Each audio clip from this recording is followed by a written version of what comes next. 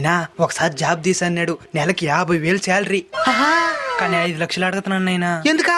పై ఆఫీసర్లకు అంత ఇయ్యాలంట నాయనా. సార్ మా నాయన ఓ డబ్బులేదో అడిగినారంట. మీకు తెలియదేముంది సార్, ఉంటాయి కదా. సరే 5 లక్షలు కాదు 10 లక్షలు తీసుకోండి, కానీ డబ్బులు మాత్రం జాబ్ వచ్చిన మరు క్షణం ఇచ్చేస్తాం. అంత కుదరదు. ఎందుకు కుదరదు? మోసం చేయని మాలదు, మెయింటైన్ చేయని మాలదు. ఆఫీసులందరూ డబ్బులు ముందే ఇవ్వమంటారు. జాబ్ ఖచ్చితంగా వస్తుందా? 100%. సరే 100% నువ్వే చెప్తున్నావు కదా. సరే నువ్వే మాకు 5 లక్షలు వడ్డీకి ఇస్తా.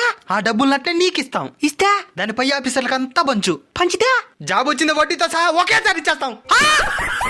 ఒకవేళ మేము మోసం చేసినావు అనుకో, ఆ బాండ్ పేపర్ తీసుకొని పోయి నువ్వు కేసు పెట్టచ్చు. అదే నువ్వు మోసం చేసినావు అనుకో, ఆ డబ్బులు తెచ్చి నీకే ఇచ్చినావు కాబట్టి ఇంకా కట్టబడలే. ఇది అస్సలు కుదరదు. ఎందుకు కుదరదు? ఇలాగ డబ్బులకి జాబ్ తీస్తాను మోసం చేసే వాళ్ళు సమాజంలో చాలా మంది ఉంటారు. ఈ పద్ధతి ఫాలో అవ్వండి.